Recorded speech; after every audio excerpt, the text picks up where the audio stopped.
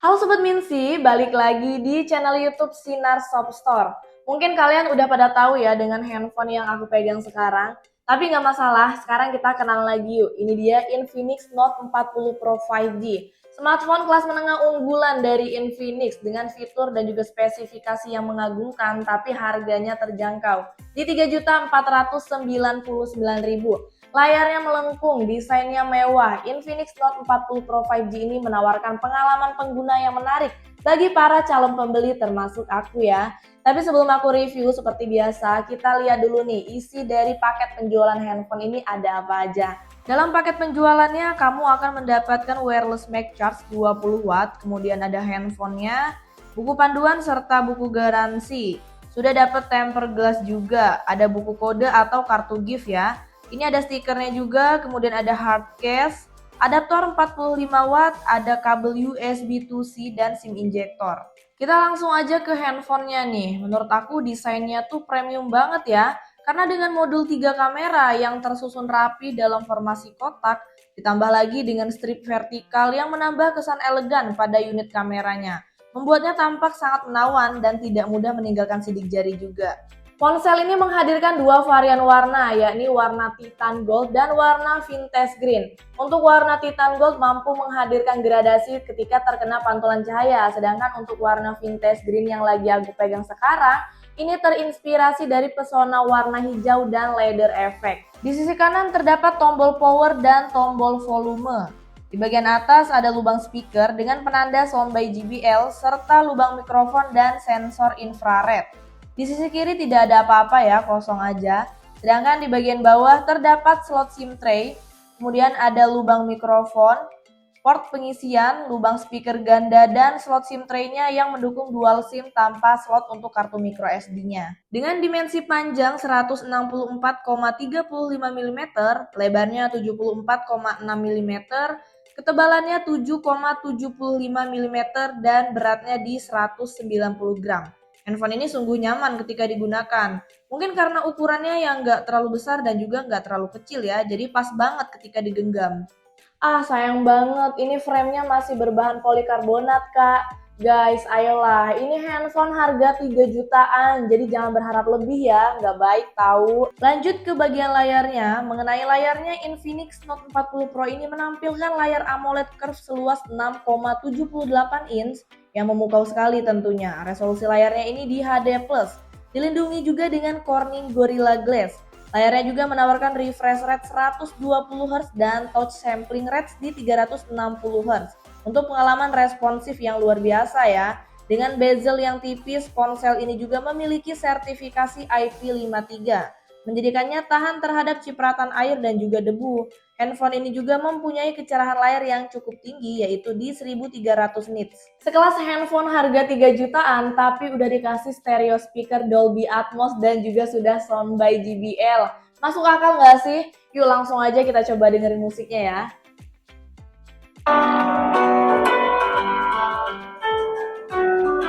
Wow, kenceng ya, tapi sedikit sember suaranya.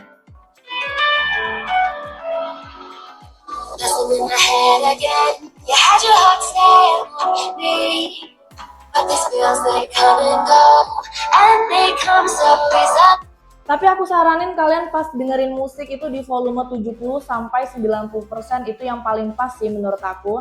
Ada juga fitur menonjol lainnya yaitu pengisian daya magnetik. Namun ada kejutan di sini karena ponsel ini tidak dilengkapi dengan pengisian daya magnetik yang langsung menempel pada perangkat.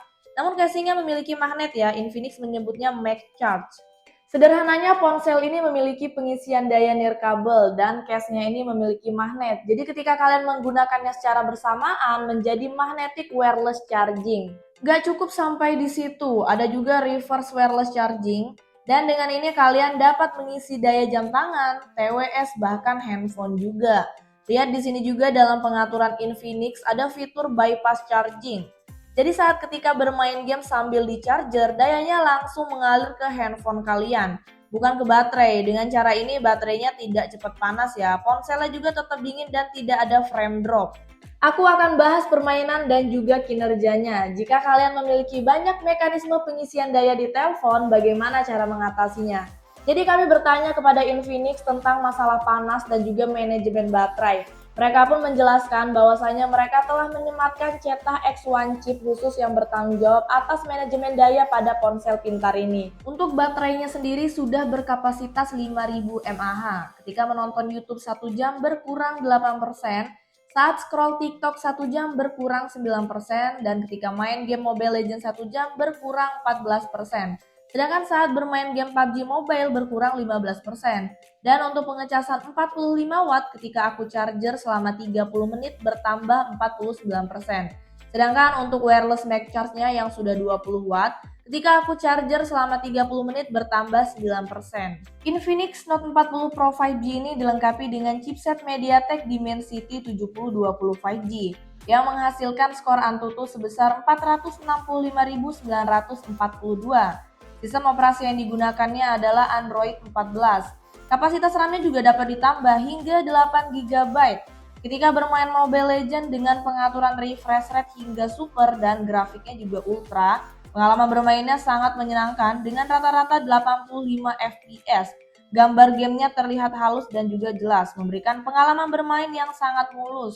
Untuk PUBG Mobile, pengaturan grafisnya dapat disetting mulai dari smooth hingga ultra, dengan opsi balance sampai ultra untuk kualitas visual, meskipun ini tidak bisa mencapai settingan teratas ya untuk beberapa pengaturan seperti HD ataupun high.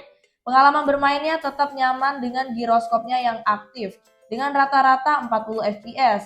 Game ini dapat dinikmati tanpa lag, sementara untuk kualitas gambar yang dihasilkan juga terlihat bagus dan memuaskan. Perlu dicatat ya, biasanya Infinix hanya kasih pembaruan Android selama 1 tahun. But di Infinix Note 40 Pro ini kalian akan mendapatkan pembaruan Android selama 5 tahun. Keren kali kau Infinix. Infinix Note 40 Pro juga sudah dilengkapi dengan NFC dan fingerprint yang berada di layar. Untuk responnya juga cukup baik ya menurut aku. Oke lanjut, ada juga beberapa fitur menarik di handphone ini. Yang pertama adalah Active Halo Design EA Lighting. Jadi fitur ini ada di bagian dekat kamera. Ada lampu RGB yang akan menyala ketika panggilan masuk, notifikasi, kemudian charging, permainan, musik, dan juga asisten suara. Yang kedua ada fitur ChatGPT atau asisten Volax. Jadi aku akan mengatakan sesuatu seperti ini ya. Hi Volax, how to cook rice? And see. To cook rice, you can follow these steps. 1. Rinse the rice under cold water to remove any excess starch. Jadi kalian bisa menanyakan apapun yang kalian kurang paham ya, tapi sayangnya fitur ini belum support bahasa Indonesia. Yang ketiga ada fitur infrared seperti remote. Jadi kalian bisa gunakan ke elektronik apapun, contohnya seperti aku nih, mau mematikan AC dan aku nyalain lagi. Bahkan aku juga bisa atur loh untuk suhunya. Fitur yang tak kalah menarik adalah PC Connection. Dengan fitur ini kalian dapat menghubungkan handphone langsung ke laptop kalian. Mirip seperti PC monitoring ya, bagi kalian yang bekerja di kantor ataupun mahasiswa, ini merupakan kemudahan yang luar biasa loh menurut aku. Kalian dapat memantau handphone kalian ketika mengerjakan tugas, asalkan handphonenya tetap dalam keadaan menyala. Namun perlu diingat bahwa jika layar handphone kalian terkunci, koneksinya akan terputus. Selain fungsi monitoring, kalian juga bisa langsung memindahkan foto dari handphone kalian ke laptop. Caranya cukup ketuk layar handphone 3 kali dengan 3 jari, lalu ketik paste di laptop kalian dan voila. Fotonya akan langsung tercopy tanpa perlu menunggu lama. Selain itu, kalian juga bisa menggunakan PC Connection sambil mendengarkan musik. Suara yang diproduksi bukan berasal dari handphone, melainkan dari laptop yang terhubung. Sungguh keren bukan? Oke, kita langsung aja ke bagian terakhir. Mari kita bahas kameranya. Infinix Note 40 Pro ini dilengkapi dengan 3 kamera belakang, dengan yang utama beresolusi 108 megapiksel, kamera makronya 2 megapiksel, dan kamera deep 2 megapiksel. Namun belum ada kamera ultrawide-nya ya. Sedangkan untuk kamera depannya memiliki resolusi 32 megapiksel dan juga dilengkapi dengan pansol serta flash depan. Fitur-fitur kamera termasuk mode film, video, kemudian ada foto, potret, dan super malam. Selain itu, untuk kamera belakangnya tersedia beragam fitur seperti gerak lambat, kemudian ada selang waktu, video ganda atau dual view video, ada video singkat, skyscope, mode pro, panorama, kemudian ada super makro, ada dokumen, dan pemotretan IR. Sementara untuk kamera depannya, fiturnya mencakup selang waktu, dual view video atau video ganda, ada video singkat juga, kemudian ada selfie lebar, dan pemotretan IR. Kedua kamera dapat merekam video dengan resolusi yang sama ya, yaitu 2K pada 30 fps, 1080p pada 30 fps dan 60 fps, serta 720p pada 30 fps. Fitur ultra stabil hanya dapat digunakan pada resolusi 1080p dan 720p pada 30 fps. Oke, sekarang aku mau tes untuk video kamera belakang menggunakan resolusi yang paling tinggi dulu ya, yaitu 2K 30 fps. Untuk resolusi yang paling tinggi ini kita nggak bisa aktifkan fitur ultra stabilnya.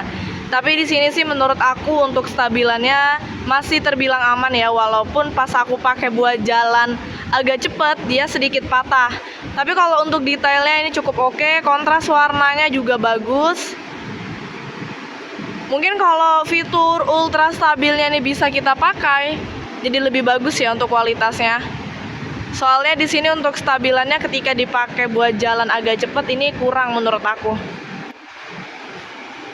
Di sini juga bisa di zoom sampai 10 kali zoom. Nah, kualitasnya seperti ini. Nggak terlalu ngeblur sih ketika kita zoom. Tapi kurang smooth ya untuk zoom ya. Sekarang aku pakai resolusi 1080p 60 fps. Nah, di sini juga sama, belum bisa aktifkan untuk fitur ultra stabilnya. Tapi di sini menurut aku untuk kualitasnya cukup bagus ya. Nggak kalah bagus dengan yang 2K 30 fps.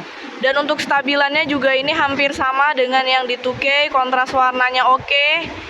Untuk detailnya juga bagus, dan di sini juga bisa kita zoom sampai 10 kali zoom. Untuk kualitasnya seperti ini ketika di zoom. Hampir sama ya dengan yang 2K 30 fps. Di sini juga untuk zoomnya kurang smooth. Nah, ini aku pakai buat jalan pelan. Kalau jalannya pelan banget sih ini oke untuk stabilan, tapi kalau agak cepat, tuh kalian bisa lihat sendiri dia jadi sedikit agak lebih patah ya. Sekarang aku pakai resolusi 1080p 30 fps, dan di resolusi ini bisa aktifkan untuk fitur ultra stabilnya. Kalau untuk 1080p hanya di 30 fps saja ya kalau mau pakai yang fitur ultra stabil. Nah, di sini juga sama, bisa kita zoom sampai 10 kali zoom. Kualitasnya seperti ini, lebih ngeblur ya dibandingkan dengan yang 60 fps, dan ada noise-nya juga. Kalau untuk kestabilannya sih ini bagus karena kita sudah pakai fitur ultra stabil. Kontras warnanya juga bagus. Untuk detailnya sih ini sedikit berkurang ya jika dibandingkan dengan yang 2K dan juga 1080p yang 60 fps-nya. Oke, sekarang aku mau tes juga untuk video kamera depannya. Di sini aku pakai resolusi yang paling tinggi yaitu 2K 30 fps. Kalau di sini untuk kontras warnanya sih bagus, cuman agak backlight sih menurut aku tuh guys. Dan untuk stabilannya hampir sama ya dengan yang kamera belakang. Cuman kalau untuk kamera depan ini sedikit lebih patah sih menurut aku. Padahal ini aku jalannya pelan banget. Nah, ini kalau dari bawah seperti ini, tuh backlightnya kelihatan banget ya guys. Untuk kontras warnanya kalau dari dekat sih, objek dekat bagus sih guys. Detailnya juga cukup bagus menurut aku. Cuma kalau terlalu banyak cahaya di belakang jadi seperti ini. Sekarang aku pakai resolusi 1080p 60 fps. Di sini juga sama, kita nggak bisa pakai fitur ultra stabil kecuali yang di 30 fps-nya. Nah, ini untuk kualitasnya menurut aku bagus. Aku suka banget di 1080p ini karena menurut aku kontras warnanya lebih pas ya dibandingkan dengan yang kamera depan yang 2K tadi. Jadi nggak terlalu berlebihan menurut aku. Nah, ini untuk detailnya juga bagus. Kalau untuk stabilannya menurut aku sih masih oke lah ya, walaupun sedikit agak patah kalau kita pakai buat jalan pelan. Oke, sekarang aku mau pakai yang 1080p 30 fps-nya dan aku aktifkan untuk fitur ultra stabil. Jadi pas aku pakai buat jalan pelan, ini kestabilannya bagus, dan menurut aku kalau kita aktifkan fitur ultra stabil ini jadi sedikit lebih ngezoom ya ke objek. Kalau untuk kontras warnanya sih cukup bagus, detailnya juga bagus. Tapi kalau detailnya dia sedikit berkurang dengan yang 1080p 60 fps tadi. Di sini juga ada fitur video ganda atau dual view video ya, dan di sini aku juga cobain. Kita juga bisa pilih sih untuk bingkainya atau lokasi objeknya. Nah, seperti ini bisa ditukar-tukar, pindah posisi ya guys. Tergantung selera kalian aja. Untuk kualitasnya sih cukup bagus menurut aku. Kontras warnanya sih tapi sedikit berkurang ya. Kalau dengan video biasa, detailnya juga sedikit berkurang, tapi masih oke lah. Dan untuk stabilannya ini ya kalian bisa lihat sendiri karena di sini kita nggak ada fitur ultra stabil. Sekarang mari kita bahas hasil kamera dari berbagai mode dan juga kondisi. Mulai dari kamera belakang dengan resolusi yang 108 megapikselnya dulu nih. Hasilnya cukup detail ya, tetapi kontras warnanya kurang menonjol. Sedangkan untuk kamera belakang biasa kontras warnanya bagus tetapi dalam detailnya kurang. Pindah ke kamera zoom 10 kali untuk hasilnya menampilkan kontras warna yang bagus tanpa blur yang signifikan dan juga minim noise. Ketika menggunakan fitur EA untuk selfie, gambarnya menjadi sedikit lebih halus dengan kontras warna dan detail yang baik. Namun saat selfie tanpa EA, kontras warnanya tetap bagus dengan detail yang tak kalah baik juga. Potret depan menampilkan kontras warna dan detail yang bagus, disertai dengan efek blur yang memuaskan. Saat memotret dalam kondisi malam, hasilnya tetap mempertahankan kontras warna yang baik dan juga membuat objek terlihat lebih nyata dengan detail yang memuaskan. Dalam fitur Skyswap, kontras warnanya terlihat bagus dan juga tampilannya yang terang, terutama dalam menampilkan efek biru pada awan yang tampak realistis.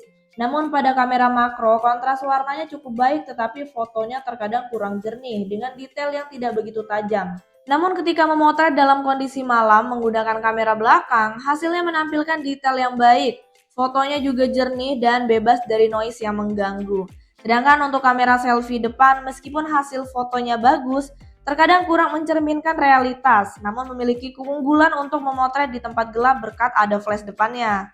Oke Sobat Minsi, jadi kesimpulannya adalah Infinix Note 40 Pro 5G ini memberikan kombinasi yang menarik, mulai dari spesifikasi yang canggih, fitur yang inovatif, dan harga yang terjangkau. Dari desain yang premium hingga performa gaming yang impresif dan juga fitur-fitur menarik seperti pengisian daya magnetik, PC connection hingga kamera yang mumpuni. Infinix Note 40 Pro 5G ini patut dipertimbangkan ya. Dengan pembaruan Android selama 5 tahun menunjukkan kalau Infinix ini komitmen dalam memberikan pengalaman pengguna yang terbaik. Jadi buat kalian yang cari handphone buat kebutuhan sehari-hari namun tetap ramah di kantong, Infinix Note 40 Pro 5G ini patut dipertimbangkan. Terima kasih ya yang udah nonton, jangan lupa like, comment, dan juga subscribe. See you on next video, bye-bye!